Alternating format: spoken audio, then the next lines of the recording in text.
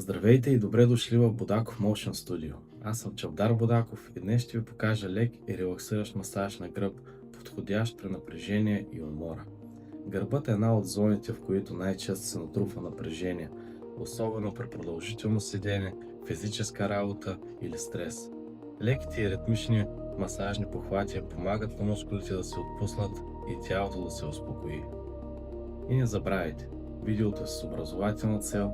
При силна, остра или постоянна болка задължително се консултирайте с лекар или медицински специалист.